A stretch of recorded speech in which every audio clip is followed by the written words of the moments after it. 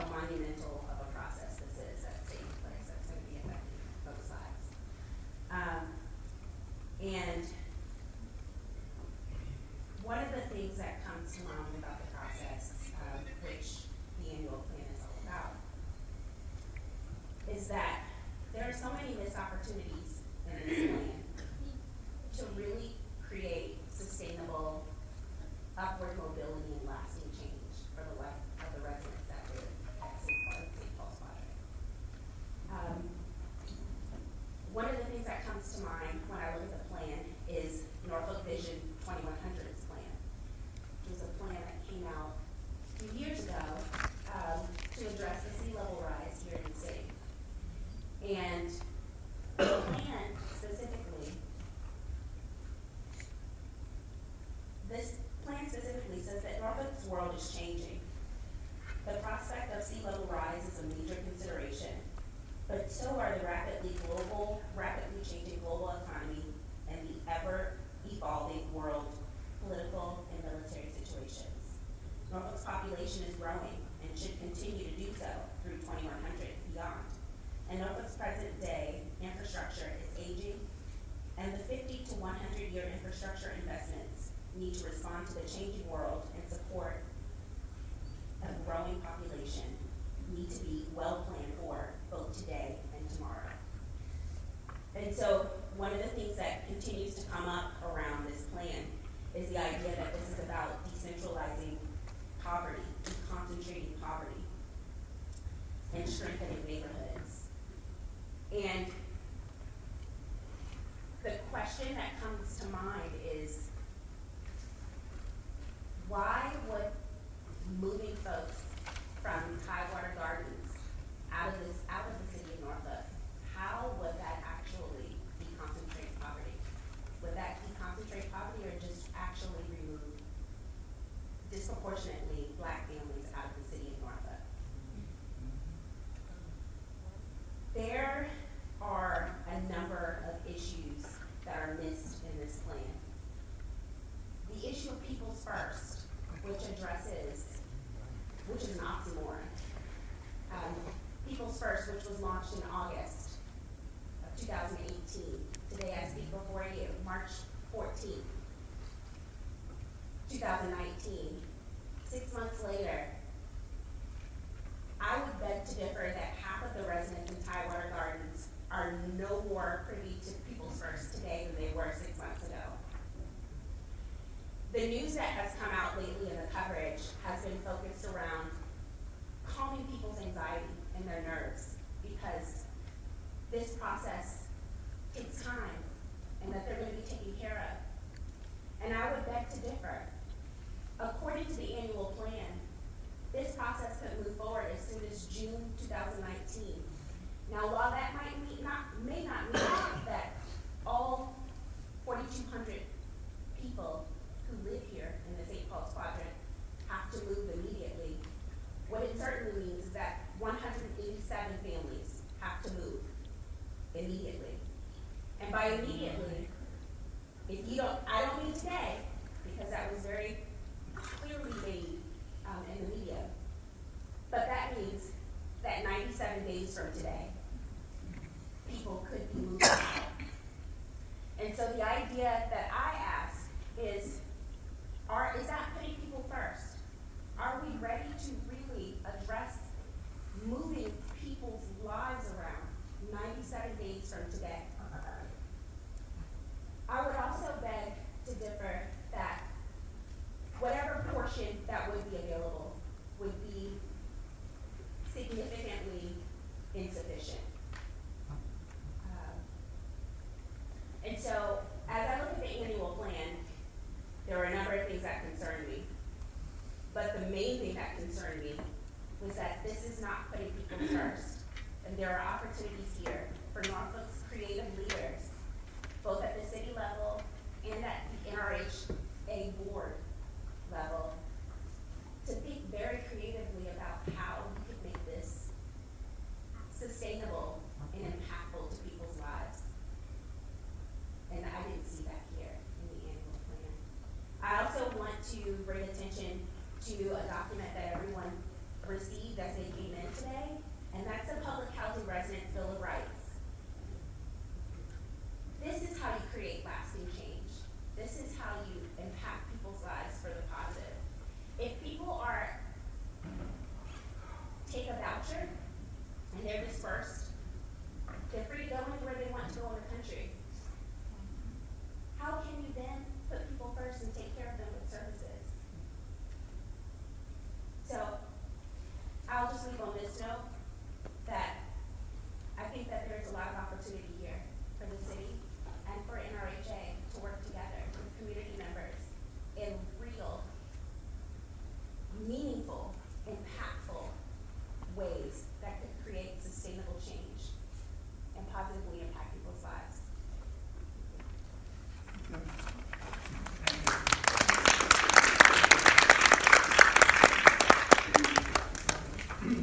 Kimberly Williams.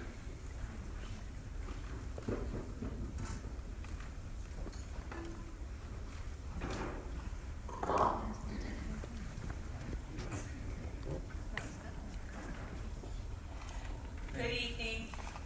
My name is Kimberly Williams. I live at 2616 Bowdens Ferry Road in Norfolk. And I'm here tonight as a person who is concerned about homelessness in our city, and as regards the pending demolition of all of these housing units in the St. Paul's Quadrant without replacement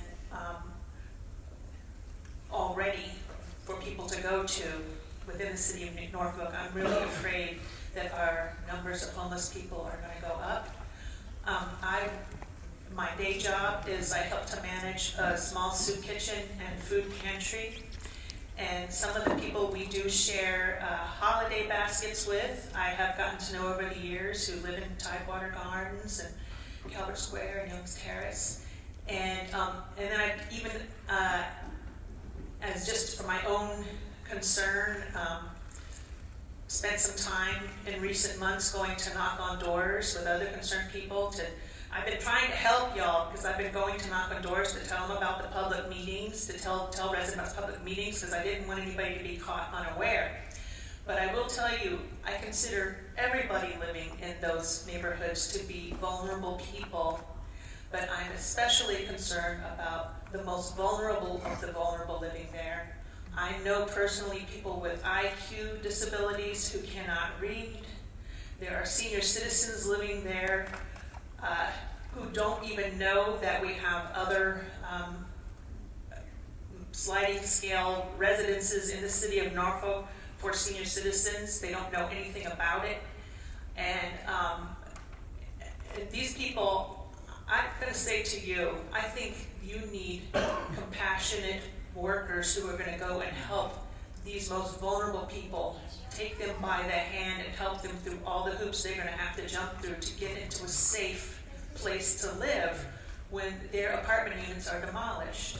And I know personally from trying to help people I meet who are homeless access NRHA housing when the units come open, or when the application periods are open, that it takes a year once an application is made until someone gets into the housing.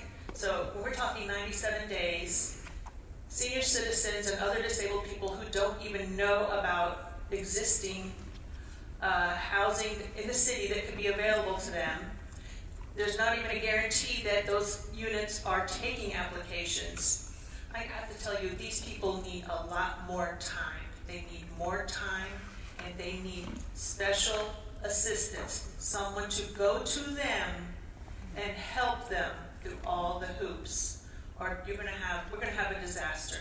We're going to have very vulnerable people who are going to be in even worse circumstances than they are right now.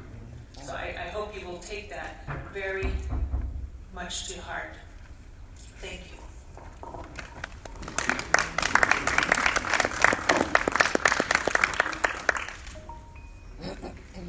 Chris Galloway.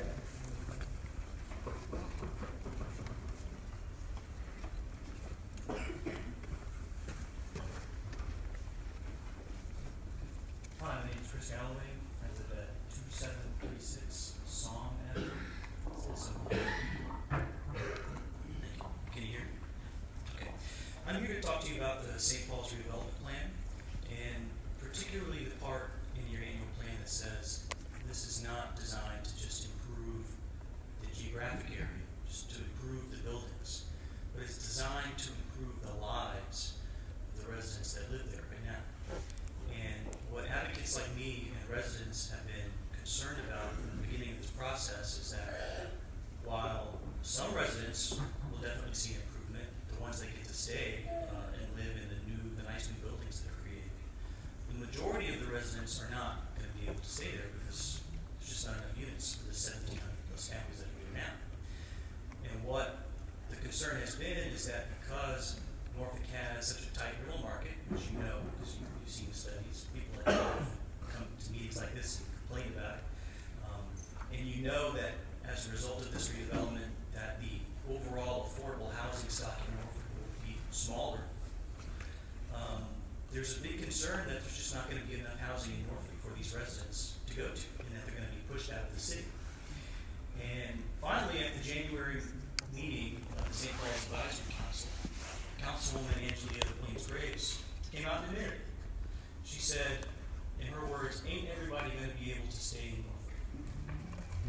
To my mind, and I've been following this from the beginning, that's the first time that anybody associated with this process has come out and publicly admitted that, which is what the big concern is. And you just need to hear, I hope you know this already, but I just need to tell you that that is immoral. That is just wrong. For a city to improve itself, to improve its downtown area on the backs of the most vulnerable citizens. And so I heard that today there was talk about when this process gets rolling and residents start getting their notices, their 120-day relocation notices, that if they weren't able to find a place in Norfolk and they wanted to stay in Norfolk, that there would be some sort of an extension or waiver or something like that. I hope that you adopt that, but it's not in your plan. It is not in your annual plan. It's anything like that. And so a verbal statement like that is not particularly meaningful. It's not enforceable. So if you're serious about this process, not kicking out people out of Norfolk and making them some other city's problem, then you need to put that in your annual plan and not just say it. And you also need to think about what is that going to look like? You got a lot of kinks to work out. If you do include something like that, does that mean that the person just has to take the first available unit in Norfolk in order to not run afoul of their deadline? Does that mean they got to move to some other low-income area of Norfolk where they don't know their neighbors, where they maybe don't have their child care network because that was their next door neighbor? Maybe they don't have a job in that area they can't get to because they don't have a car and they rely on public transportation, and now they're 10 miles away from where their job is. So you just need to think about the details about how something like that would work, but you've got to have something in writing about not kicking out the residents that the NRHA is supposed to serve and kick them out of the city. I would also say the Residents' Bill of Rights that was mentioned earlier, please take a look at it. You're not going to agree with it. I looked at it. I know you're not going to agree with all the provisions, but that's okay. Because ask yourself, even if you don't agree with all the provisions, well, look at it and say, well, I didn't realize that this was so important to the residents. Why is this important? Why do they care about this? Why is this a demand that they've made? What can we do? If we can't agree to give them what they want, what can we do to maybe meet in the middle and talk about it? So please take a look at that, and please take it seriously, and don't just dismiss it. The residents that you were supposed to serve have created a document telling you what their priorities are. Please take that seriously.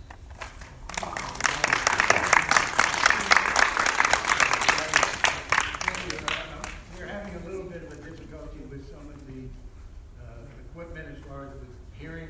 So I would ask that the speakers speak a little louder as well. If you would please, thank you very much. That would be helpful. Amanda Meyer, am I pronouncing that correctly? That's it.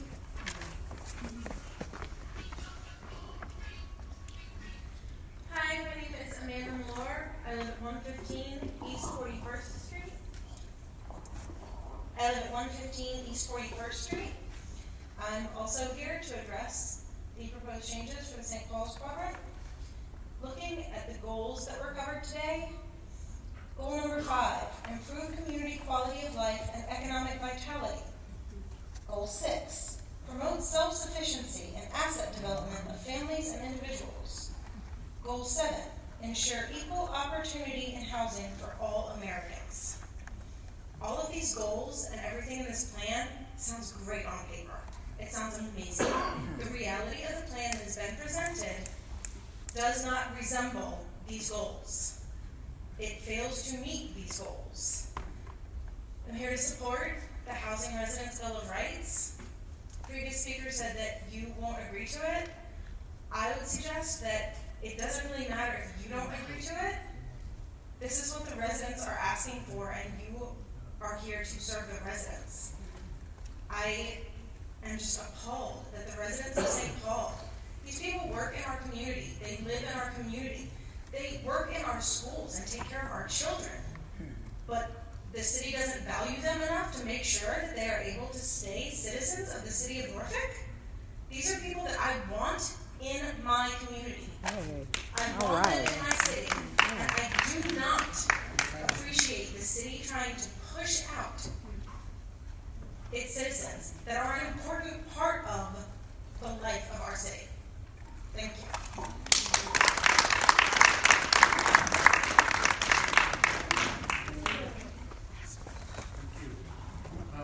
Tammy Shepherd? Almost got you. I don't need a microphone. Can everybody hear me? Talk a little bit louder. Yeah. Y'all hear me there? Like you're talking All for right. already. Tammy Shepherd. Say it like you're talking for already. Church Street, Norfolk, Virginia, 2354. I've been a resident for 5 years in Southwood Gardens, and I've been a resident of Norfolk for 51 years. And what I'm here is, I'm here to represent our quadrant. Would y'all stand up and please be recognized? Please. We are here, everybody, that's with our program. We need to say, we are here and we're going to be here. I refuse to be pushed out of Norfolk. What we're going to do now is public housing residents Bill of Rights. We, the independent public housing residents of St. Paul's Park, formally declare housing and eligible rights as citizens of the United States of America, and specifically residents of the Norfolk city of Norfolk. We recognize a need for a new model of democracy that fosters racial, social, and economic justice, not exploitation. We seek a society in which all people are able to work with dignity, have access to a substantial quality of life, and can obtain unconditional support in their time of need. As such, we place the following demands on the Norfolk Redevelopment Housing Authority and the City of Norfolk. Following our identified demands is an economically and socially just approach to displacement and removal of community residents for land. Okay, and we demand a one-for-one brick-and-mortar replacement option within the Norfolk City boundary for every family to be of improved quality and in-kind composition, 3-bedroom for 3-bedroom, 2-bedroom for 2-bedroom, 1-bedroom for 1-bedroom, repair and resolve all tenant assertions of unit deficiencies that can constitute a threat to our life, health, and safety. Norfolk will create a city-funded affordable housing fund to pay for the development and maintenance of publicly owned housing within the city limits of Norfolk. Okay, Amendment 1, creation of an accountability board of full disclosure on which historic St. Paul area residents have a voting majority. If an independent group is formed, its chairperson or co-chairperson will be an original St. Paul's resident, Young, Calvin, and Tidewater Garden. Amendment 2, community residents should have the first right of refusal for all city and government contracts and some subcontracts awarded for the purpose of, as a result of the development of the historic St. Paul area. Demolition and the renovation of Tidewater Gardens, Young Terrace, and Travis Square, and the development and implement of the People First program. Residents should be assisted with the city subsidized grants to obtain the materials and training. A fair and inclusive process for the historic resident of the St. Paul's NRHA. City of Norfolk People First program and developers will first exhaust all the efforts to contact with original St. Paul's residents, Young Calvin and Tidewater, as service providers and appropriate business related to any work or services needed throughout this redevelopment process. Business will be developed with assistance to meet contracts needs at the stage of progress. We refuse to be pushed out of Norfolk. Thank you.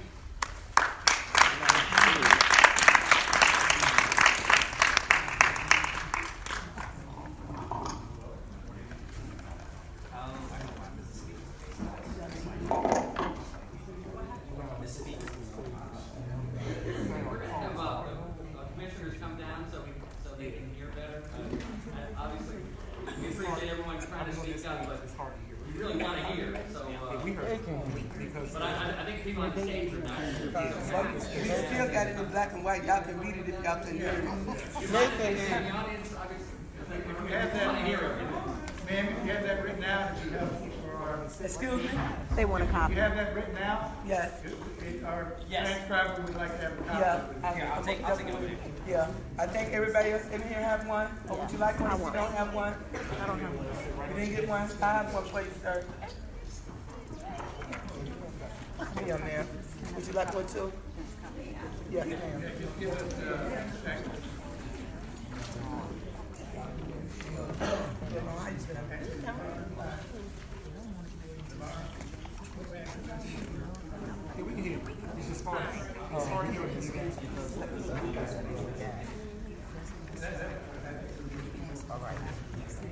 We have that.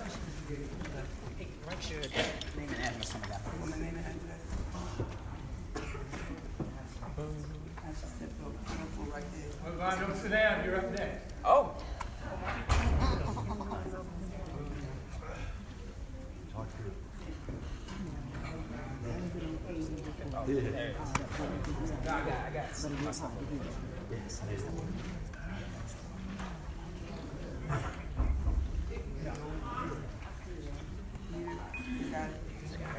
All right, I apologize.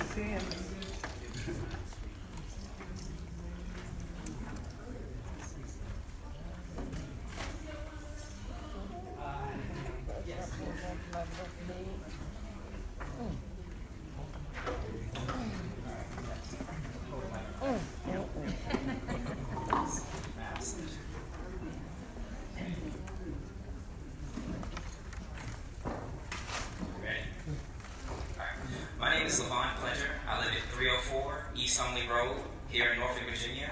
I am a resident of Young Terrace for about 10 years with my 2 children. I have a family.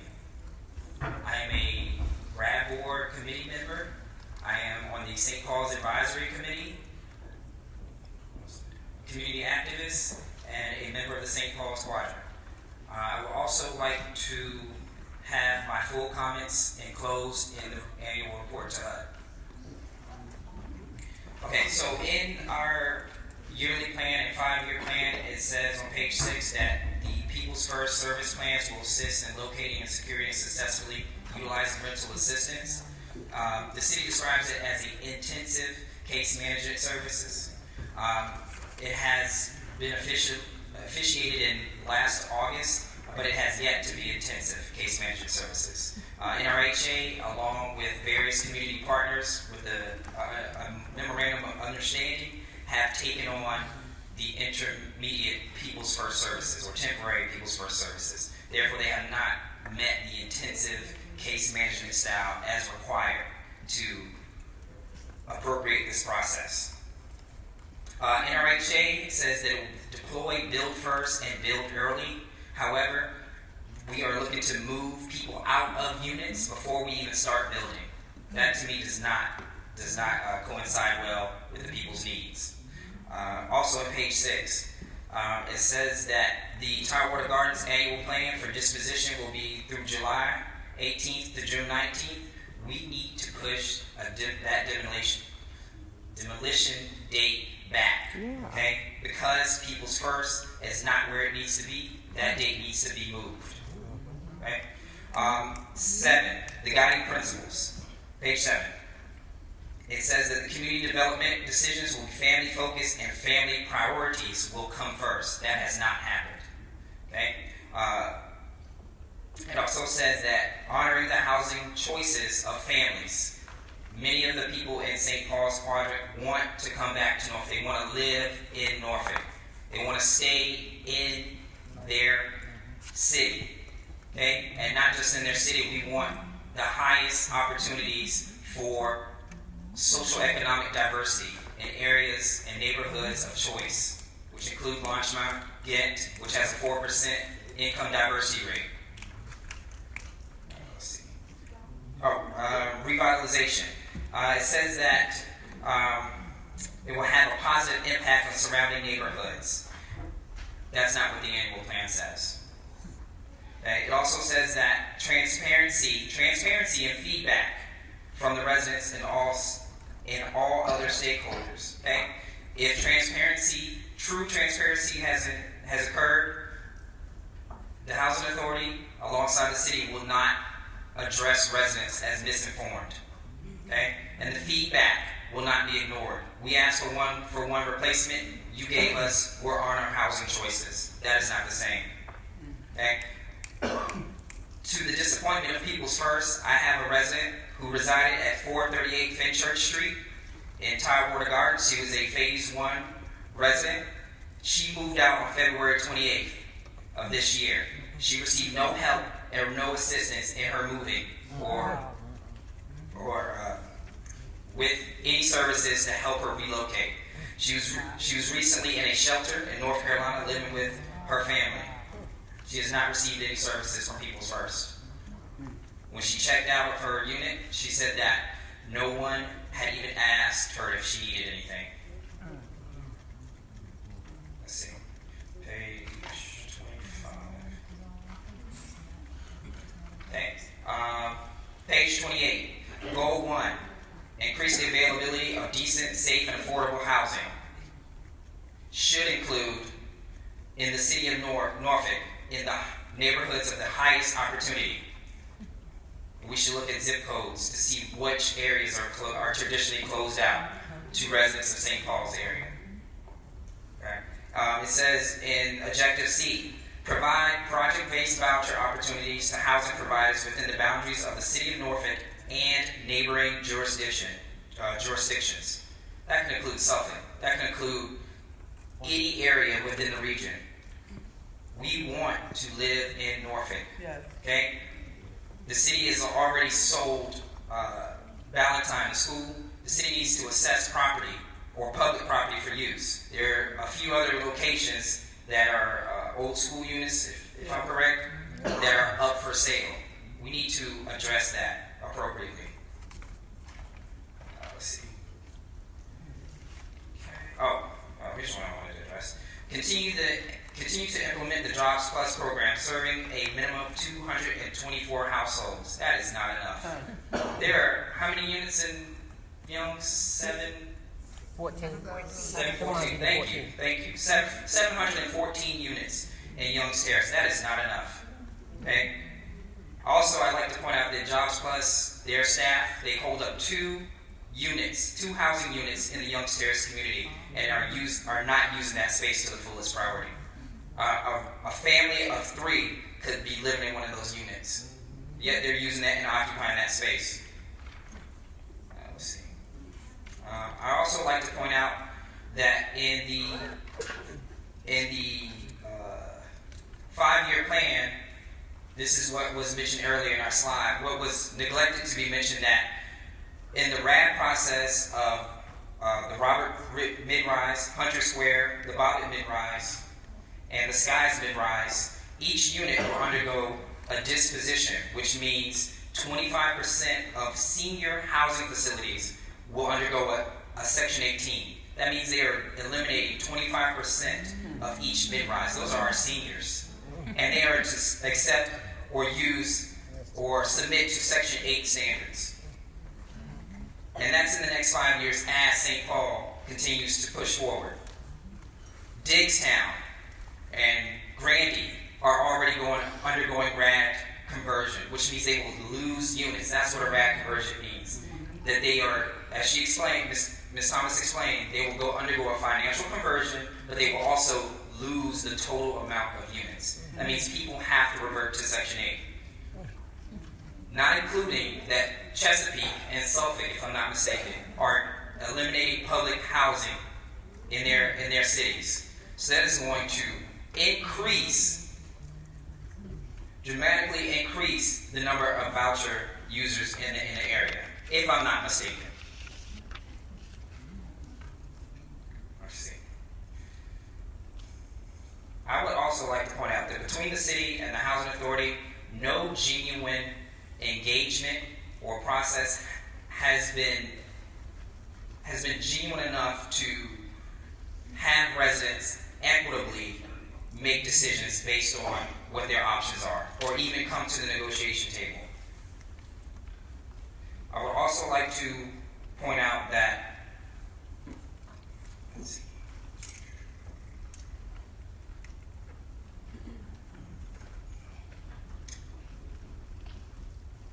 This ain't no good, y'all. This is all I got to say. Okay.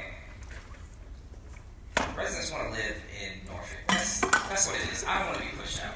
I don't want to be pushed into, and make no mistake, I love my city, but I don't want to be pushed into Lindenwood. I don't want to be pushed into the worst areas of Huntersville.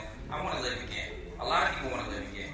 People want to own homes. Basically what this plan is, this whole overall, the 5-year plan, the 100-year plan, the C&I plan, these plans aim at nothing but to push us out of our homes and push us into other areas where we're paying rent to the people that live in places like Denton.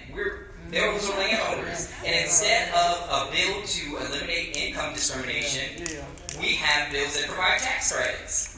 That is absurd. We need a CBA, a Community Benefits Agreement. Okay? You have rights. We are collaborative partners recognized by the city. Even if the housing authority doesn't say so. We've been recognized as partnerships. And this process is not equitable. I have no idea how this is going to work, but essentially what they want us to do is rent homes from other people who own the homes, who live in Larchmont, Ghent, and what's another nice area in Norfolk? Algonquin Estates. There you go. Exactly.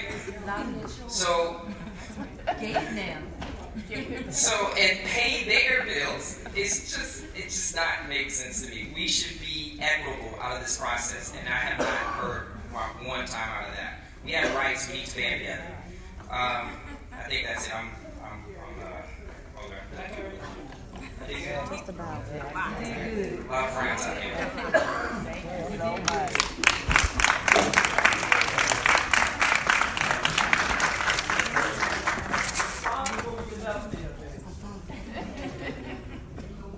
Rodney George?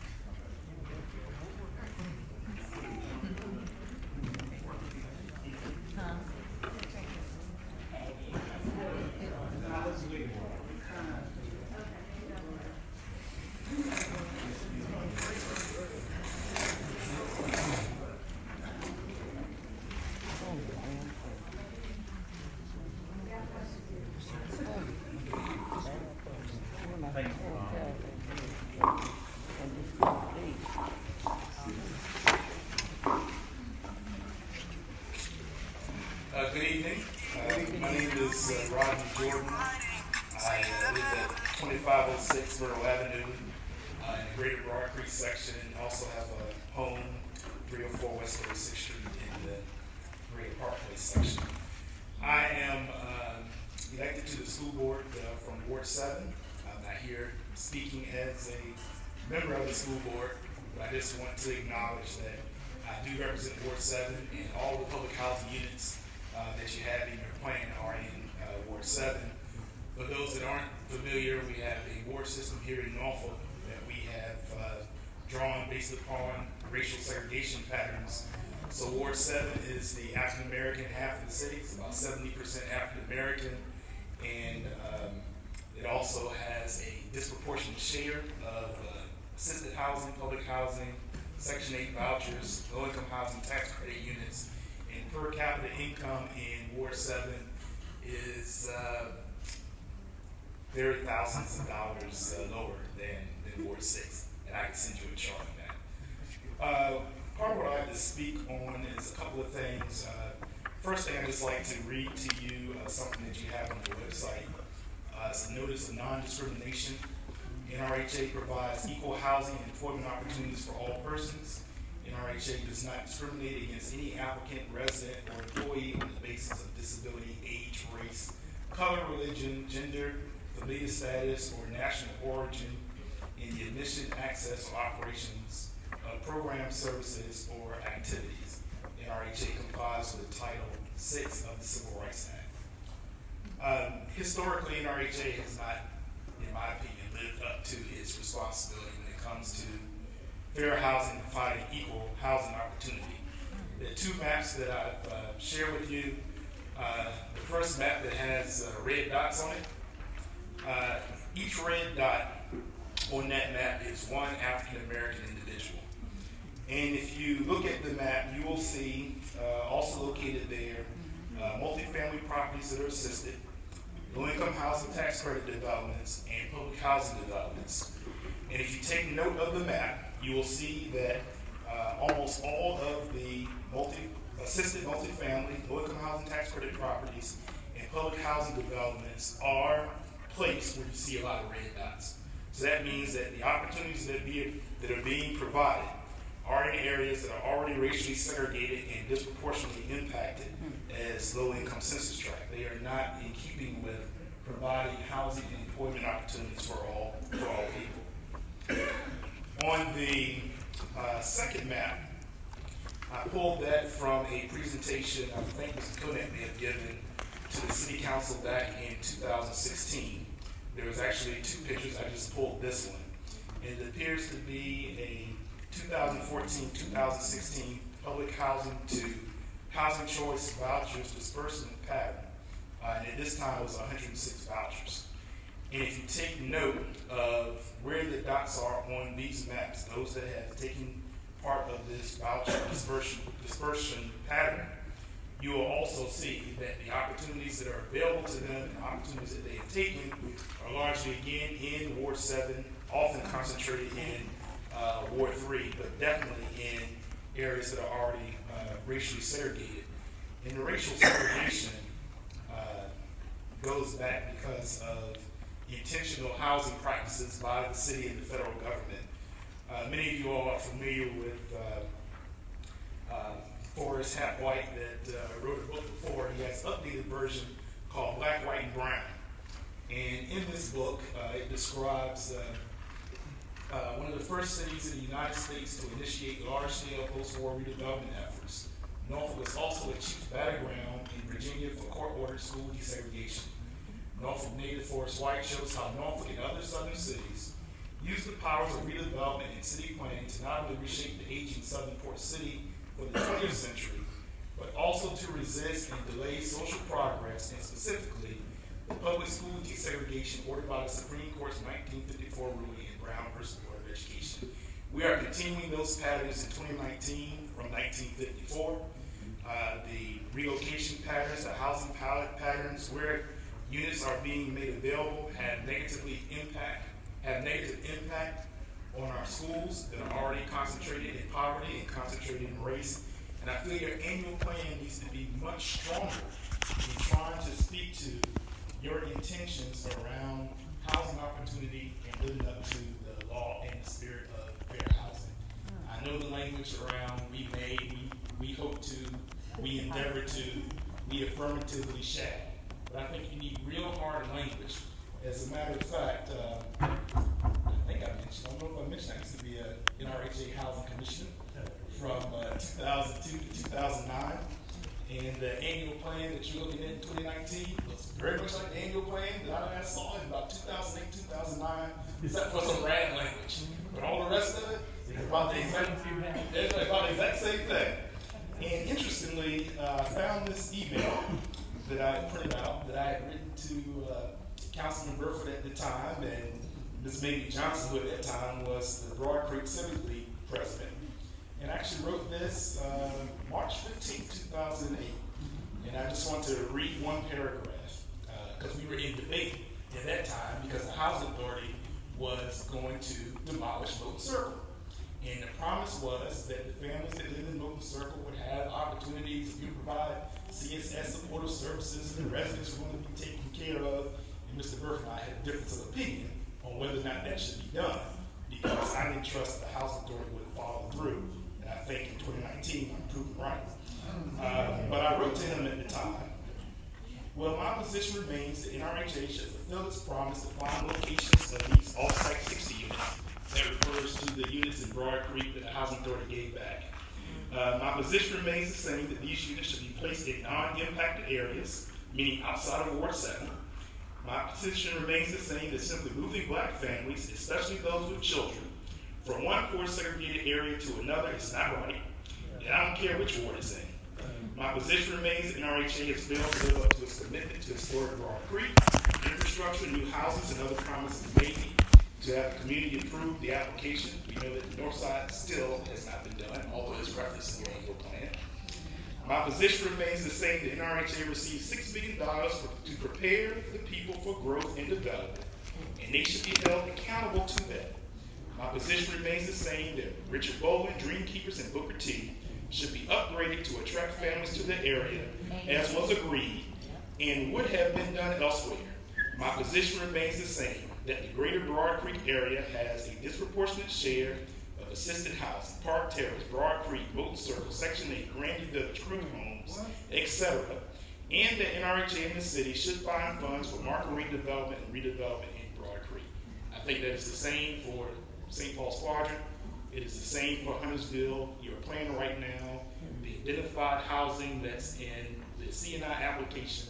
There's one lot, Snyder lot, on the west side of St. Paul's Boulevard that is not the impacted area. Every other identified housing unit thus far is in Ward 7, an area that is already segregated and impacted by poverty. And I think what you are proposing in your annual plan needs to be revisited and reconsidered in light of the principles that you say that you believe. Thank you.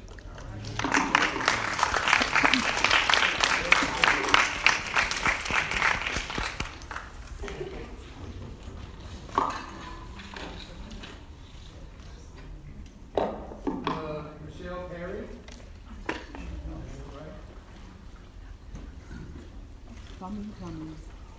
Take your time, Chloe.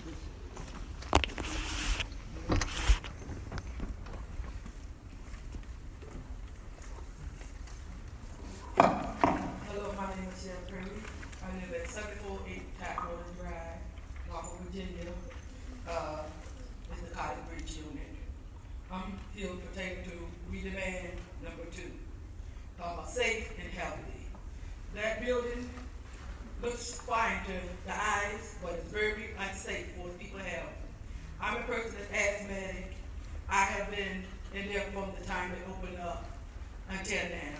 It has been I've been going through a lot with my allergy and stuff due to the smoke and drugs in the building. I have talked to the manager over and over and over again. Seem to be getting nowhere. Her attitude was, only thing I can tell you is move. Well, moving like the ones in here have just said, it's not cheap. And I don't think I should have to move out of a place that I'm not breaking the rules and regulations.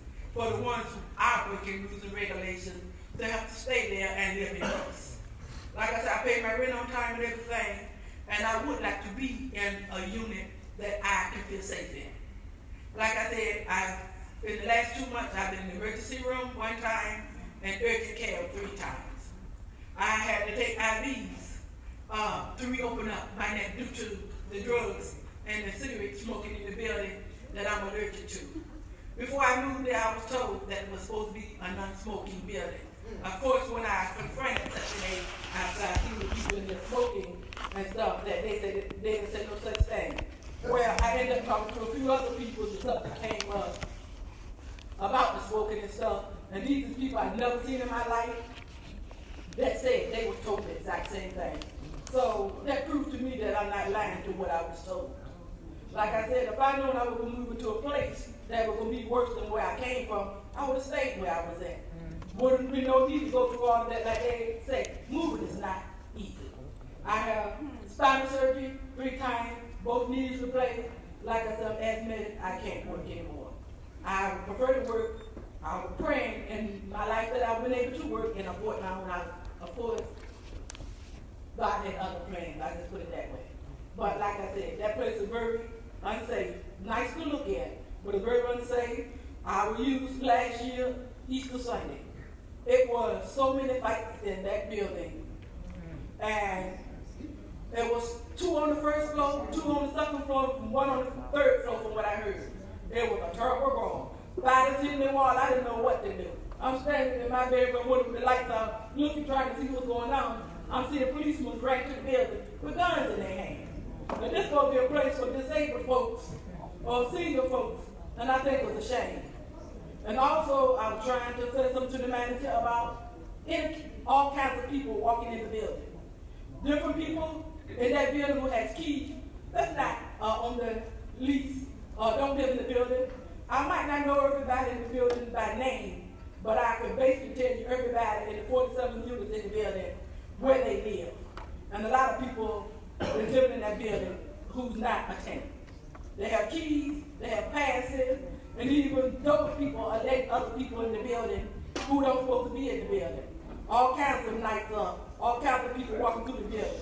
Like I said again, because of me being an asthmatic, a lot of times it gets so bad in my apartment, I have to leave out my apartment and sit in the community room. So the different times I have to sit in the community room trying to catch my breath, I'm seeing total strangers walking through the building, and they're looking at me more like, what are you doing out here? And I'm kind of looking back at them, kind of scared to move, wondering, going to ask them, what are you doing here? So like I said, it's not a safe place. A lot of fighting and stuff going on in there. Like I said, a lot of people in there who don't supposed to be in there. And like I said, I've talked to the manager over and over again, and she doesn't seem to care.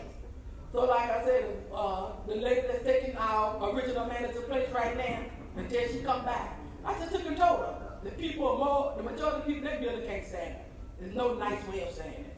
It's a sad thing to say, but they don't care for it because when they make complaints, nothing seems to happen. I really wish y'all would do something. Like I said, it's a fine building for looking at it. And it would be a nice place to live in if y'all would do something about the troublemakers and stop saying just move somewhere else. And like I said, the ones in there who out obey the rules and regulations should have to suffer. There's a lot of people in there that's asthmatic. Most everybody in there that's on a breathing machine is somebody back up that do illegal drugs. And like I said again, trying to talk to the manager, her word is, I don't know what to tell you, but the booze. And the snootiness in her attitude really stinks. And I think y'all need to look into that. And I even suggested about the drugs, that I would let y'all put something in my unit to collect the drugs. Y'all don't have to take my word for it. So put something in the house that you can collect it and analyze it to see for yourself that I'm not lying on what is in that building, what is making a lot of people sick. I'm sure more people in that building would have been here tonight, but I barely made it, and a lot of people in their own machines and stuff and walkers and stuff don't have the strength to come out here. So I feel that somebody needs to come and talk. Thank you. Bless you.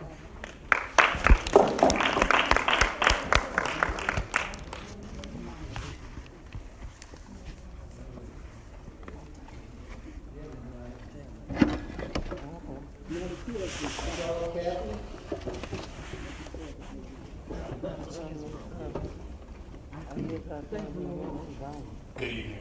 My name is Charles Scaff. I live at 420 West 35th Street. I am in support of the Public Housing Residents Bill of Rights, just approach to the displacement and removal of community residents from land. A Amendment 3, redevelopment without displacement.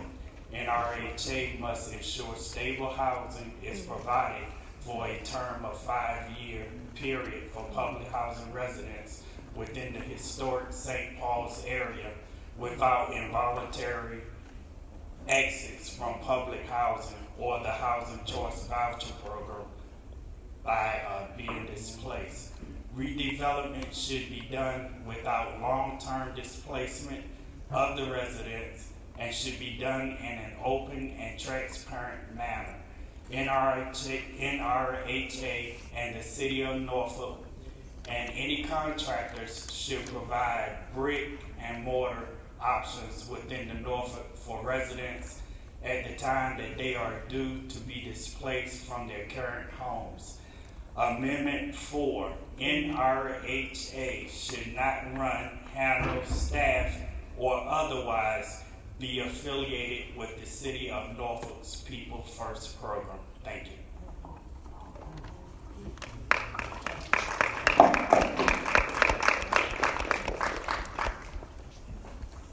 I believe it's Tara Johnson. Getting that one.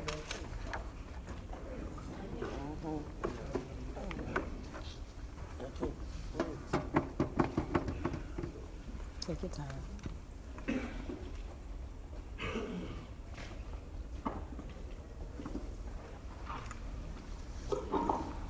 My statement is short. I'm a resident of the Tower of Garners, 326 Chapel Street. My name is Tara Johnson. And I just want to address that within the plan, please just consider that a lot of these residents are working poor, and we do take care of other relatives and children too.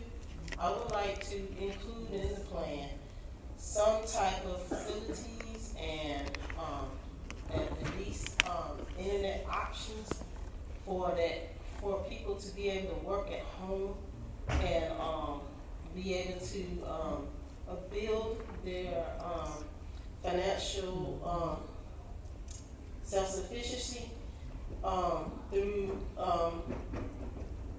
facilities put in place to help people become self-sufficient. Thank you.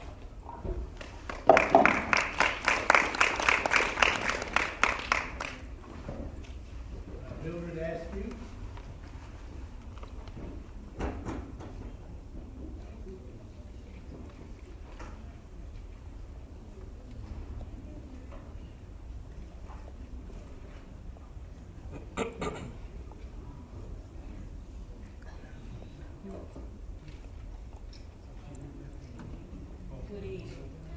Good evening.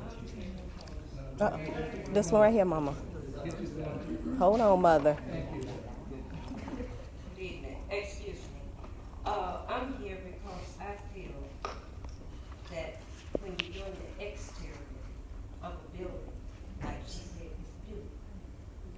But when it comes to the interior and people moving in and fights and all starting because of the floors and want to jump people, I think when those apartments are vacant, that the floors need to be done before you put other residents in, because it's causing fights that bother the midrise. And I'm one of the victims, the new ones coming in. And I don't think there should be a problem while it's vacant. No furniture in there. You're putting people in there, but you're not doing floors. Thank you.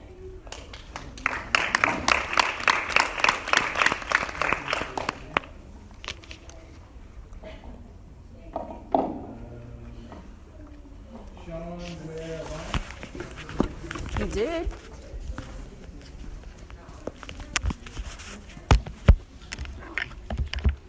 Good evening.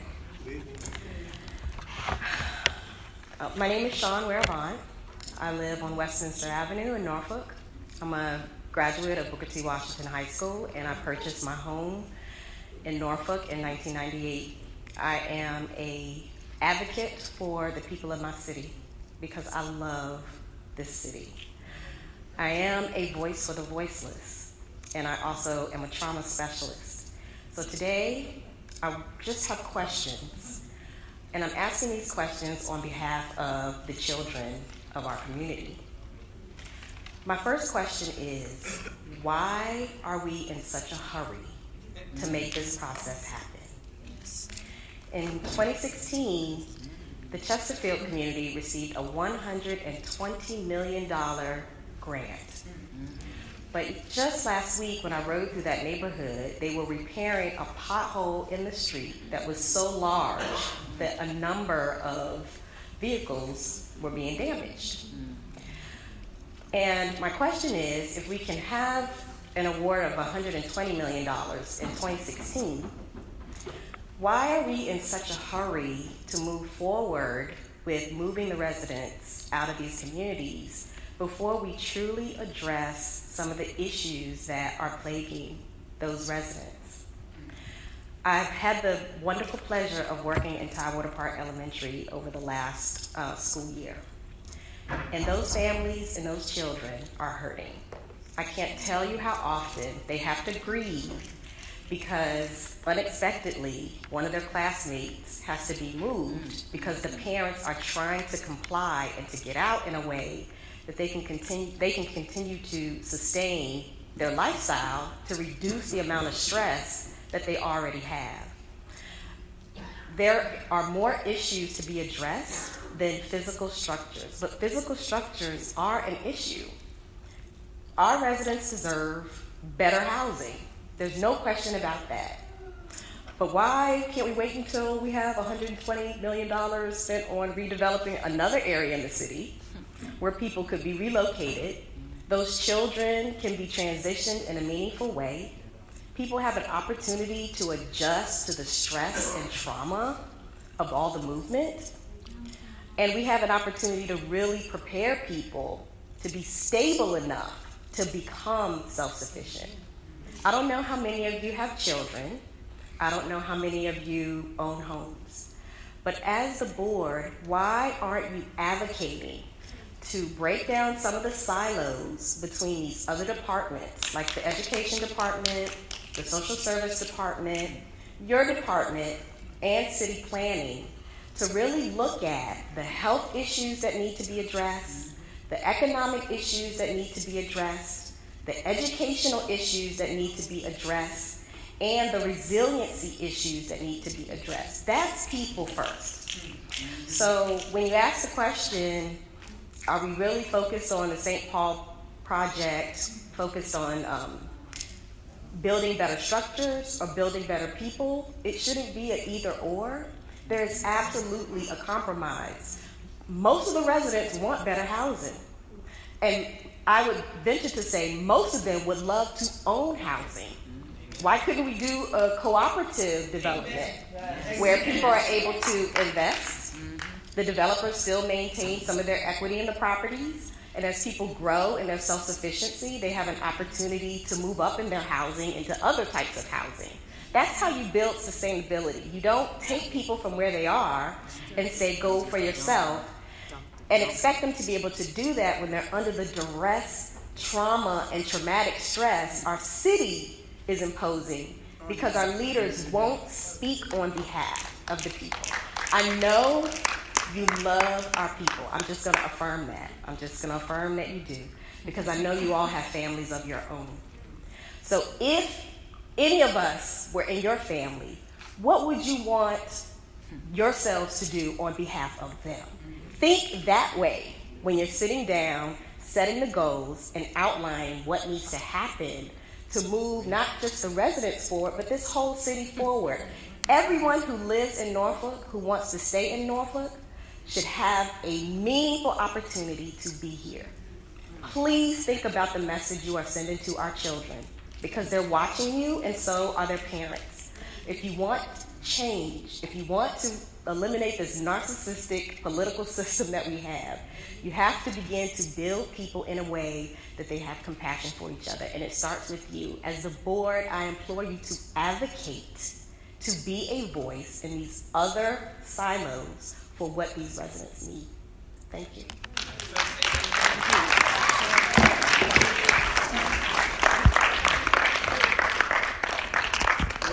John White.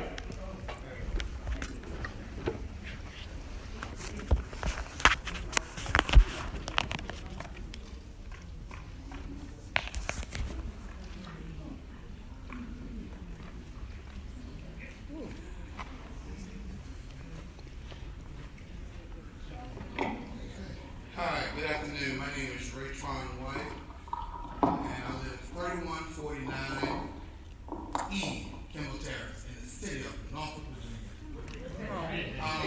I've heard a lot of stuff. I don't think none of you all on the city council. Some things need to be addressed to the city council, the residents. Some things need to be addressed to the school board when it's time for the school board. I don't see none of these people talking to the school board and to the council about what can be done. I encourage you all to go to the city council. I do. Yeah, once or twice, but I encourage all of you. You're not just one voice. I encourage all of you to go to city council and sit there. Go to the school board and sit there. You know, we hear a lot of stuff that I guess the hands are tied from NRHA. I live in a wonderful home. I call it a home because I live there. I took good care of it. But I was educated on how to take care of my home. You cannot stop holding hands to one another. Sometimes the bird has to leave to get the food, and the chickens have to leave to get their started on livelihood. It's a two-way street to it all. My thing is to NRJ and the commission boards that if you're going to say something, you're going to do something, let us know what goes on first. And come together. We got to, things going to happen. Tomorrow will be tomorrow. But we have to be informed in enough time so we can get ourselves together. Some of you all own your own homes. Some of you all, houses left to you all. When you do not pay the rent and you have to get up at a certain time, for example, some people don't have savings to get up and move somewhere. In Granny Village, we have a different way of doing things. Our residents are moving, are getting vouchers and finding nice places because we've been taught in Granny Village that housekeeping, keeping a job, keeping your children in school, going to work, and telling your boyfriend, whoever it is, to stay away until I get myself together. Thank God for help. Thank God for help. Thank God for help. If you have help, you can do it. Well, if you have help, we do. And there's some things Everyone that doesn't. You're not a resident, you don't know. I know. Everyone Because doesn't. I'm in the child program. So when I get to enough money, I can move on and purchase my own home. Bless We've you. had that over, I know, about 6 or 7 years. Praise the I have Lord. my neighbor that have a wonderful house. She's been in her Reach house back. 10 years. Reach She back. went to the city of Norfolk, and she has a 4-bedroom home because she's in the program. Yes, reach back. The residents have to get out their houses, get off their butts, excuse my language, and start to go into some of the programs that we have at NRHA. I'm on the other side of the fence. There's some things we're tolling about. I work for NMD, and it was not $120 million, it was $112 million. And we're going to get our part of the city straight because of that. That's why I'm on the committee. Get out. All right. Bless your children. Bless the And children that you're raising. Because All it right. cannot move you if it's one of you, I mean, if it's 500 of you all, then one of you all. Because at the end of the day, the city, this board here, has to answer to the residents. Amen. So Amen. you got to go out. You all know about all this rezoning and all this and all that. Y'all got people that have houses that can. There are some good people in public housing Yes, that there can are. take good care of a house Yes, there are. and have the money. Yes, but if you there don't are. have the resource to get it, you know somebody, Yes. invite them to NRHA so they can put them on this section. If you can get all that stuff done, but we're going to have to take the hands of ourselves. We cannot be led. We are grown people. We got to get out. You all got community meetings. I'm in charge of Granny Village, Tidewater, Calvary, and Young's. I've been in some of the meetings, only 2 people been there. You cannot, and you're going to come fight and beat somebody down when you have to. You're not children. So tell the residents, tell the people, you all are nice, you all coming out. I would love to see you all at your own community meetings. And some of you all don't live in there, go to their community meetings and go and speak for that. And then take them by the hand and go down to city council. You know, and then speak there because at the end of the day, the people, they listen to the people of the city of Norfolk. I've done it by myself and Miss Alfreda. They're about to close our rec center down. I and Miss Alfreda went there. And guess what, ladies and gentlemen? Our rec center is beautiful. It opens every day, Monday through Friday, because of 2 miles. So imagine 600 and some people in Young's, 5 100 and 600 on the Tidewater and 3 in Calvary to be in City Hall, it would be amazing what they would say.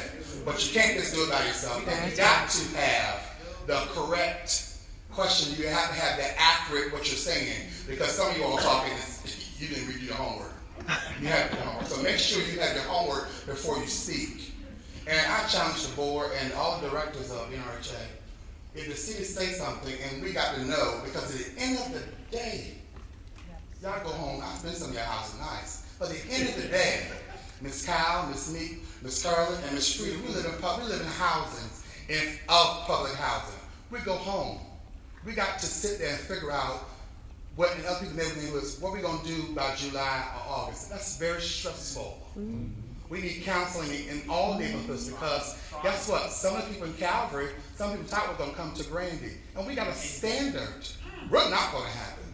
So you're going to come out to Grandy, we want you to be right, because we're going to help you. And that's what we do. So it's got to be a conversation that if we have to tell the city or HUD, give us some more time, because I think we're on the track, but we're not moving on the track. Because if it's not, if they come at Grandy, I'm telling you all, you know, I don't like them, but I'll go to see Donald Trump. They're not going to come and mess my neighborhood up. So we want to make sure everybody, and we love for you to come out there if you're going to come, but you got to speak. You cannot have 1, 2 people speaking for the whole neighborhood. If you want something stopped, I'm going to tell you the proof. Me and Ms. Alfreda did it. We made the paper on YouTube and World Star, whatever it was. You know, I didn't care about that. I care about because our youth was out there. That's the core of our neighborhood. That's what made me who I am today. Look me up. I'm making it. But I'm worried about the other neighborhood. I've been speaking about anything, but I can't sleep at night because there are kids in other neighborhoods. By June, July, what would it be? So you got to get out. Tell them to stop. Give us some more time to figure it out. And if you need me, Calvary, Young, call me. Call for everything else, call me. I don't mind helping you out. But we got to see this. You got to be accurate about what you're saying you are. Because some of you all saying some stuff that they can't, if they had the power to do it, they couldn't do it. It's the city of Norfolk, city council. So some things, they have been out there, I've seen them. And I'm on not nobody fence but my own fence. And my fence is the community. Because I'm one of you all. I ain't no perfect. That's why I wore some jeans and a t-shirt. Because I would have been in a nice suit. But I did not. But my thing is, you all, please, if you're going to do something, go start knocking on the neighbors' doors. The next is every second and fourth Tuesday in the month. St. Paul's committee meets the 3rd. I'm talking about the city council, I'm sorry. That's where you can start at. You get out there, bring everybody, you get out there and tell them, listen, we don't mind doing the right thing, but you got to give us time, some more time in this. Because I was told it won't be in the next 3 years, now it's June. So you got to get out there and make sure you talk to somebody from public housing a little, make sure this stuff is accurate. Don't go down there looking like a food. Because they're going to show and tell you what ain't right and what's right. Because I did my homework when I went down there, because the city council, one of them didn't know. I said, no, Mr. White, they're taking young Dickstown and Oakley Forest. I said, no, this is the rec center. And I asked them, I said, the names of the asked Mr. Doug Williams and Mr. Doug Whitney. And they said, Mr. White is right. So guess what happened? I won that battle because I did my homework. But you all, I think in our check, and I'm not giving no money for this, you all have done a wonderful job. I thank you all for doing that. But we got to do our part, people. We got to do our part, because if I go and talk to them and change it, and stop on you all and Todd, I'll be scared. Get what they want. Get what they want.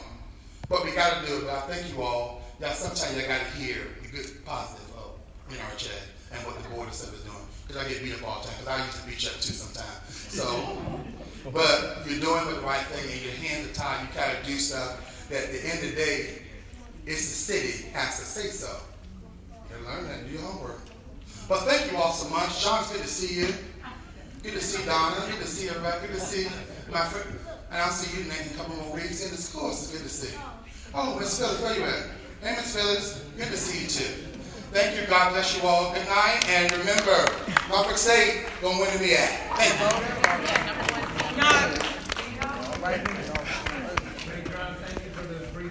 Absolutely. One of the things we always do. Shanika Wright, please.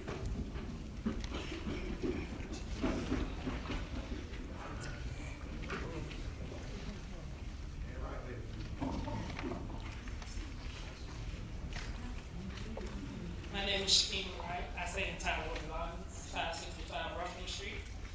And my main concern is the children. I go to my kids' school, kids talking about, oh, I'm gonna be home.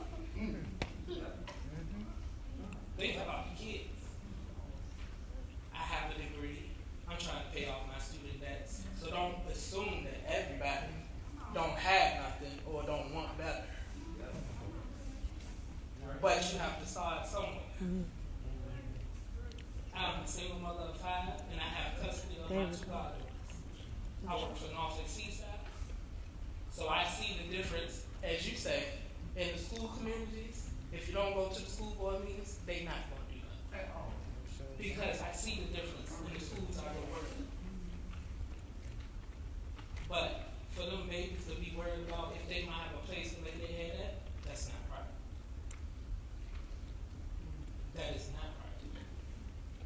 So everybody has a job to do, I understand that. But at the end of the day, everybody else got somewhere to go. You go home, you go and sleep just good. But them babies, you'd be surprised what you get out there, mom, just to go to the school and talk to someone. Think about the kids. Now I understand grown folks that sit around and don't do nothing all day. That's how I told you. I understand that. I work 2 jobs that I'm training for so I can do what I have to do for my family. But them other babies that don't have a choice, because some people not educated enough or they feel like, oh, I can't get it because my community don't offer it or don't nobody care. Show them that you care. Now, the ones who just want to sit around and do nothing, I can't speak for them. Because I do for mine. And I know a lot of women out there that work hard. Yeah. Know how much daycare costs? With no social service help. You know how much that costs? Social service wages is long.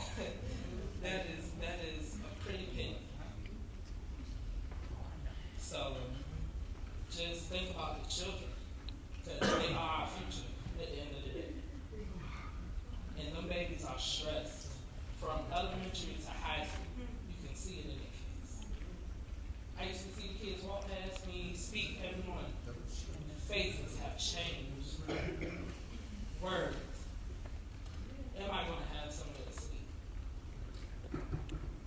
So just think about the children. And I'm all for helping those who want to help themselves. Yeah. If you don't speak, you have no reason to complain.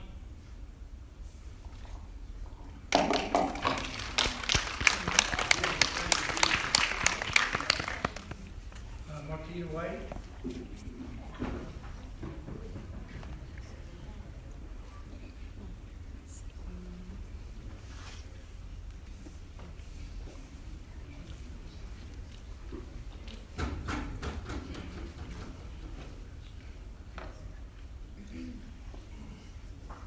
Good evening, everybody.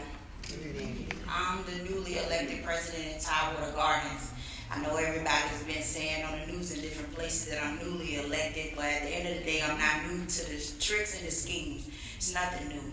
I really hate to say it, but it's the truth. It doesn't, to some people, they're like, this is not a racial thing. It's not only racial, but it's about money. We all know that Tidewater Gardens is predominantly black. I mean, even Norfolk. It's a lot of us here.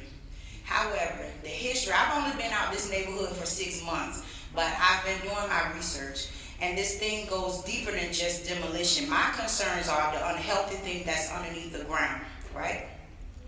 So, when you guys dig underneath the ground, we talking about lead and all that type of stuff in people's systems and the carbon monoxide, all that kind of stuff. When you get the digging from underneath the ground, you're exposing other people to unhealthy conditions. So have you all considered that as well?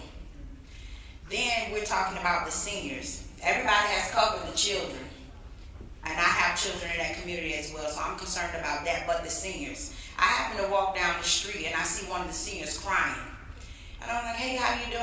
I'm like, you good? Everything is okay? She's like, I think I'm too old for the voucher. It's getting to the point where you all started giving information like we're going to start demolition. We're going to tear down anyway. And I have proof of that. There are pamphlets that you all have sent out stating that.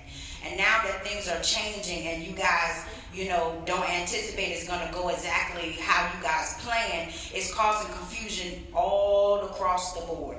Whether it's the children or the children's school, whether it's the elderly. And for me to see her cry because she's scared to see where she's going to live. You can talk to you blue in the face and tell me what you're going to do for me. But until you have a paper trail, it's null and void. At the end of the day, you guys submitted something to HUD. I believe it's a 5-year plan, so therefore you guys knew this years ago. When I began to clean the office, I seen plans from 2010 with dust on it. So this has been going on, the plan, for a long time. And I kept asking, why do you make Tidewater Gardens a rad community? Because it's one of the biggest. And for every other community, once you put that stuff on paper and you start with Tidewater, whatever they put is stick and it stay. So Tidewater Gardens definitely have to come together, definitely have to speak out, because we are the first experiment. And I use that wisely, and I say experiment, because you don't know for sure if this is going to work. Yes, you have done it with Broad Creek. I've heard it stated that 75% didn't get to come back. And you can try to correct it and say that some didn't, or we didn't, some numbers change and all of that. I really don't believe that, because there are people that want better.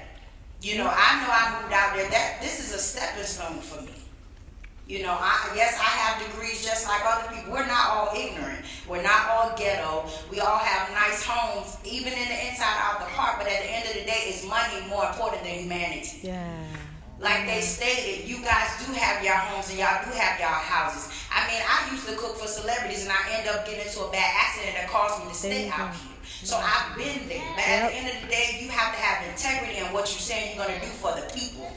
Because you have a track record, even the city, when it comes to the money. And that's for sure. If that's not the case, what I'm saying is not true. When it comes to the finances and taking care of the homes and the mold, because I had mold in my house for 6 months. They just cleaned the mold when they started seeing me speak out. They told me to spray bleach on it and clean it. And when I asked one guy, well, I said, they painted over the mold in my bathroom. Can you redo it for me? He said, ma'am, I'm going to be honest with you. They're not trying to spend no more money on NRHA because they know they're tearing it down. That was 5 months ago. I was placed out Tidewater Gardens from a homeless program out here. So I said, well, why in the world would they move me out here if they're going to tear it down and then I'm going to be homeless again? Because when you guys started public housing in the 1950s or something back then, why did you have people first and place back then like you're doing it now? So is it because the casino is coming, or why y'all trying to hurry up and get everything going on? And then when I went to the city council meeting, I'm hearing that you're going to sell the property. And please don't say that's wrong, because I sat there and I jotted the notes. I went downtown. So if you sell the property, my question is to you guys, did that leave our rights that say that we can also have bids on speaking for the property and purchasing the property? Do we lose that? Or are you guys trying to be in a rush to sell that property to get the money? Because we know this is gentrification. We know where water. I used to work for Waterside at Guy, so I know what's going on. It's about money. But at the end of the day, do what's right, because you can be homeless in a second. Anything can happen to any one of y'all. Nobody is exempt. I don't care how high you are on the mountain. My thing is, do what's right. If you say you're going to give people vouchers, which is very hard for me to understand when there's some people that can't even pay their rent right now, and it could be 50, 150, whatever it is. Why would you tell them that you will let them go to a voucher program even if they can't afford it? That shows that that's negligence. You guys don't have a plan underneath to catch nobody if they fall. You talking a good game because you want the money. I mean, if I had a chance to get $30 million, I think I'd do it too. But you don't have nothing to back it up. You don't have nothing to show that, you know what, they did this project before, that they're going to do a good job. I really have faith in them. Y'all are pulling people to the table that have been through it. And I met a lady from Portsmouth that was on the HUD board or whatever. And she said, well, I went through that too in Portsmouth, but Norfolk sounds like they have a better plan. You're saying sound. You can change anything that y'all say to us in the blink of an eye, just like y'all have already have over the months. I've been keeping my pamphlets and my paperwork where y'all stated, we're going to do this, we're going to do that. And then it went from when we get the voucher, voucher, you're gonna get, well, like y'all like to say, 120 days. That's 4 months. It sounds long, but that's 4 months. You tell me who can find a house that's suitable in the city of Norfolk that is up to code and standard to move a family in 4 months, and they can't even take care of somewhere where the utilities are free? You got to be kidding me. So why can't you guys either push it back? Because at first I said don't give them no money at all, because they're not even taking care of the mold and the fumes that come up from the sewer systems right on my house in Hope Street. You talking about water flood in my truck twice. You understand what I'm saying? It's hard for me to see how in the world y'all gonna take $30 million and give me what y'all say y'all gonna give me, not only a paper trail, but y'all haven't took care of the housing now with the money that you already have. And if you tell us that you gonna tear it down anyway, that means y'all got some money somewhere.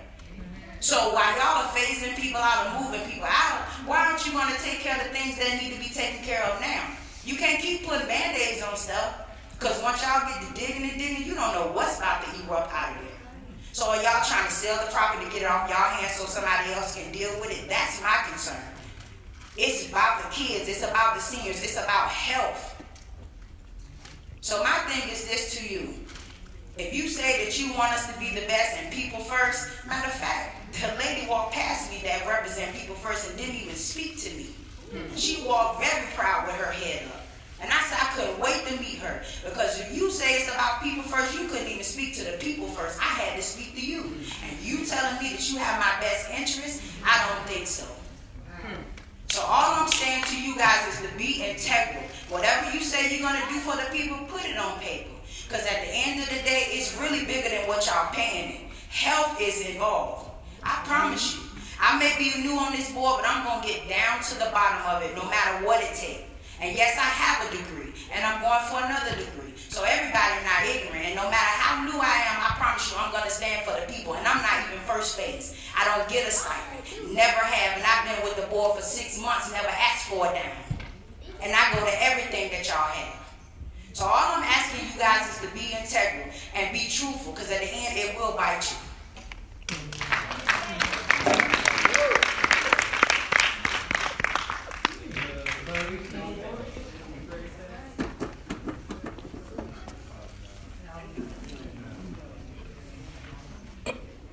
Good evening, how y'all doing tonight? All right.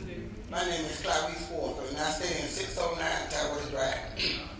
I'm going along just like Marquita White said. I had mobile all in my bathroom, and I think I've been in that house 8 years. And more I reported to the manager, the maintenance, they tell me the same thing, bleach or Ajax. How much chemicals that I got to bath for to fade away? It's not fading away. And like she was saying, I got thyroid problem, high blood pressure, chronic arthritis. Since I've been in that unit, I got more and more sick. And another thing I want to address with Norfolk Public School. When our kids go to school, someone reaching out for help. Then we had the principal, we got the staff, we got a law enforcement, we got a social worker inside the school. But when these kids go up to one of the members, what they do push our colored kids away. And other kids get clean to it. That's not right. Because we all share the same blood. And I had plenty of kids in Norfolk Public School. Some of my kids got beat on the bus. Someone got pushed out the lunchroom because the one of the workers said you can eat this. If my kids say they don't want to eat this, they're not going to eat it. So some of my grandkids had lunches and drinks at school every day. That still costs when we go to the store to make groceries. But not no reason for you to be picking on little kids in kindergarten, first and second grade. I don't think that's fair. Then we had a lot of kids that bully other kids. 3 of my grandkids got bullied, scratched by the eye, knocked down to the floor and over. Then we go address the principal, teacher, staff, and law enforcement again. I'm repeating. More they tell us, go to the school board. So get to the school board, tell them our problem. What they do, try to push us to another door. Let them people tell us another lie. How many times did we got to go to all these doors and we get the same life. Then they want to be our kids' medication. Our kids are not stupid and slow retarded. They just reaching out for help, and I be glad when somebody hand test these kids' lives. All kids are not ADHD, all kids not slow or retarded. So why you keep feeding them pills and stuff like the guinea pigs? And another thing I want to address with the city, when some of the residents stay in these homes and houses or whatever, ask for a handrail, then you got neighbors on this side, neighbor behind, neighbor in the front, and neighbor on that side. They don't want no handrail in the neighborhood. Well, it's a lot of us out here disabled. I'm disabled. So when my time to go into one house or to another house or whatever unit that I be placed in, that God placed me at, I would like to get some of my tools that I need to be with my body. And every time I sign something like a chair go in the bathroom, some for the shower, or something that help me walk down them stairs. I'm on 12 steps, 609 Tower to Drive. Sometimes I have to lean to my right. And when I lean to my right, I fall to my left because I can't hardly walk down the stairs or go up the step. And I asked for several things to come in my house, and I have not got it yet. And I had plenty more in that bathroom, and sometimes I be scared getting in that too. Like she said, I get sick all the time. And that's my thing that I want to say tonight. We need to hold on to each other, talk with each other, and love each other, and make things happen in Norfolk City. 365 days, but we got how many states, and we need all to work together. Not to be killing each other up, not to be talking about each other, and not to be push kids back, and then they lean and can't get up. Reach and hold on to that child. Senior citizen, like the lady was saying earlier, they be in and out them buildings, and we have to do. Got a lot of senior citizens smoke crack and smoke weed too. And everybody need to work together, not against each other, point a finger at each other. Those are wrong folks right now in the day. Help each other out. Amen. Don't talk about one another, pull each other together. And a lot of us don't have a pot piece and throw it out. I don't have nothing. I came from Northwood High School, and I've been in Bowling Green, Mold Circle, and what they tell me when I try to get some help, they ain't give me no help.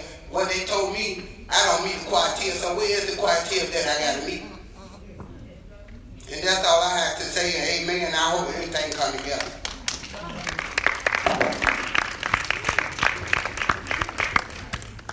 And, excuse me, I believe it's J.C. Sandlin. I have that correct? Pardon me? George Sandlin. Oh, okay, I'm sorry. I should have done a better job reading. Good evening, everyone. My name is George Sandlin. I've been in Tidewater Gardens for over 50 years. I've worked Tidewater Park and about the kids, the seniors, and the needs. As far as me being in Tidewater Garden has always offered that I know I go to all the meetings. And if I don't get to meetings because of something that can be important or I'm sick, they have offer programs. They have have training to get your job ready, for the seniors or whatever it takes. They did that. I'm going to speak for myself. I've been through it. But as far as this project, the St. Paul has been in progress for a long, long time. There is 618 units of Tower Gardens. And so is the kids. I was crossing guard with the children. With the seniors, they had the senior program. Just like we had the meeting last night. We came together and talked. Only thing I'm just saying is that whatever you all are going to do, just be honest and give the people more time. I think the people need more time. The flooding, that's been going on a while. And it has been said that they are because of the flooding. People were wondering about the flooding. Well, if you're doing it now, when you move everybody out, why can't you do it back then? Kids getting wet going to school. I write notes. I tie shoes. I sat on that corner, sundown, with the police department. every meeting. And they have tried to get people out to come to the meetings. Some can't because they work certain times. As far as information, I don't give out wrong information. If I don't know it, I tell them. That's what I heard, but I'm not sure. Go find out for yourself. They have things in the running office always have.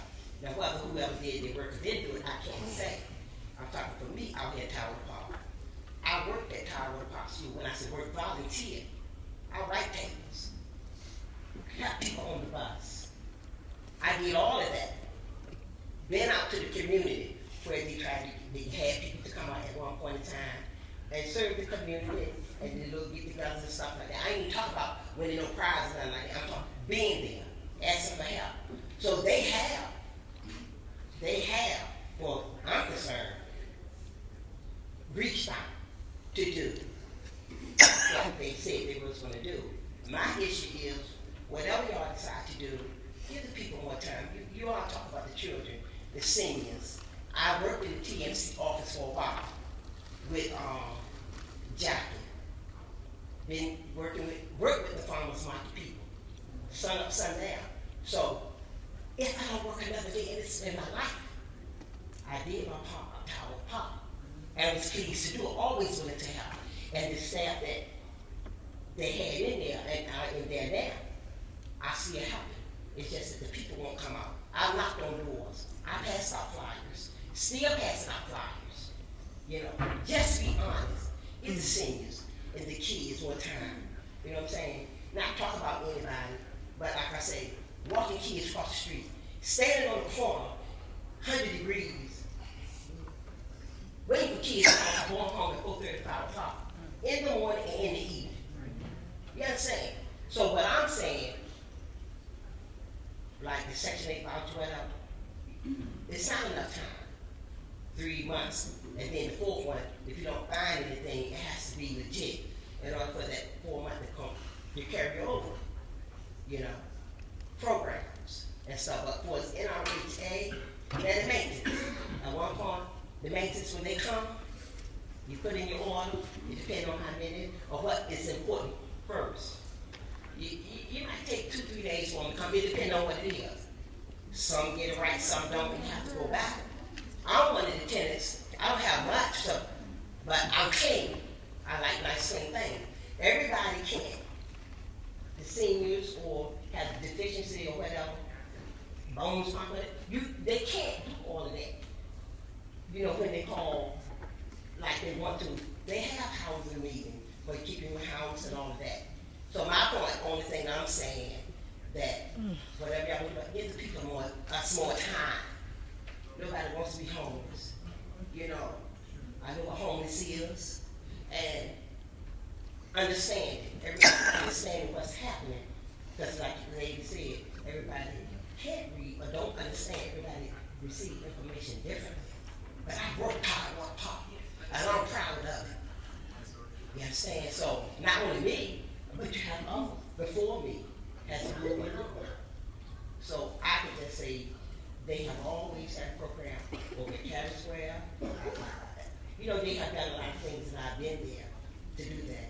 And they're still doing it, but it's getting the people to come out. And that was one of the issues, getting people to come out to do. But a lot of people didn't, because it's been going on so long, and they're tired. And this is the lies, because it's the same thing going over and over. And y'all reassured us that everything, you know, nobody was going to be left. You know, and y'all will have a standard thing that everybody, it doesn't matter what income bracket you're in or what you have, that you're always going to have. And that's all I'm saying. Just be honest and give people time and mean what you say. And that's it. That's all I want to speak to time with God. Again, I'd like to thank everyone who came out, especially thank those who took the time to come and provide us with some comments. And appreciate your candor, appreciate your openness. And again, that is the purpose of this particular meeting, is to hear all of the voices who wish to speak. So thank you very much. I will call the public meeting to a close.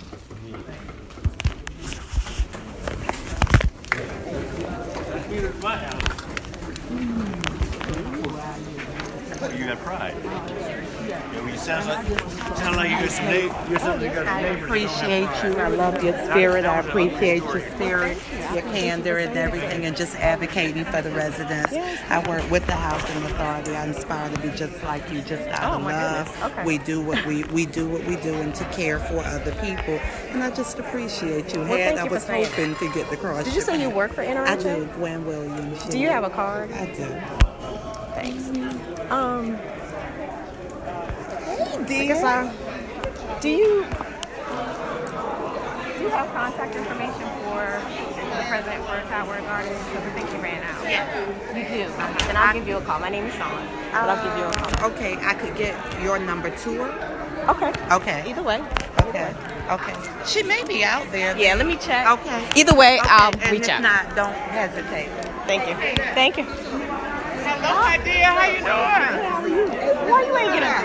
I work for the Housing Authority. Listen. Let me tell you something. Can't do it. Well, I got you. Let me see if I can. No. I mean, I understand. agree.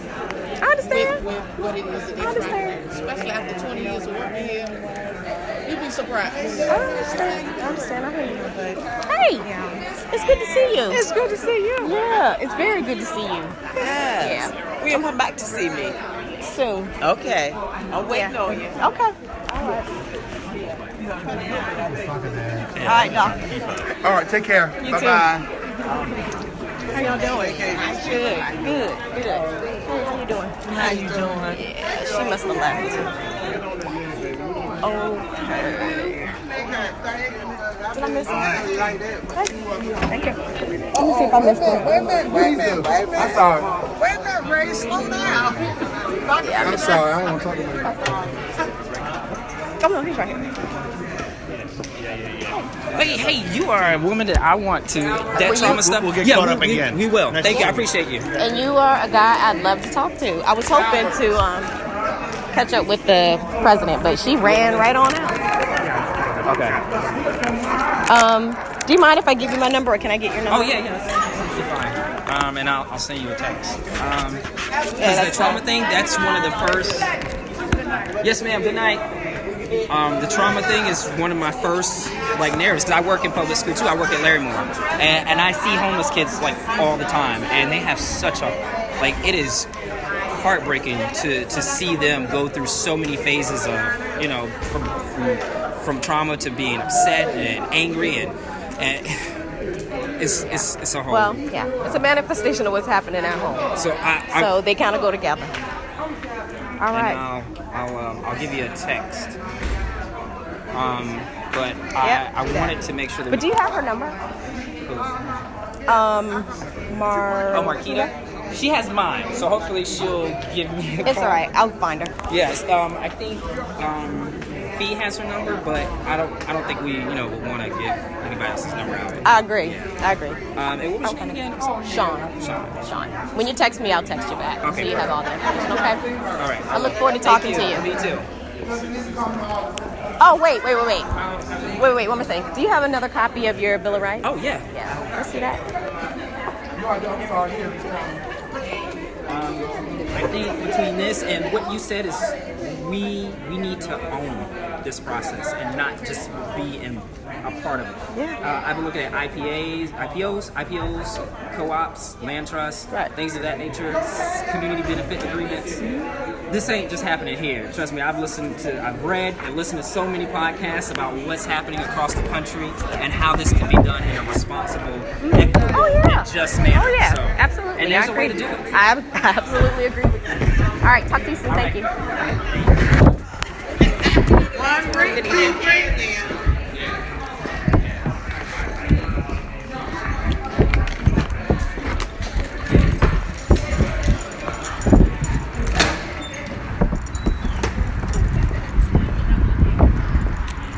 Have a good evening, y'all.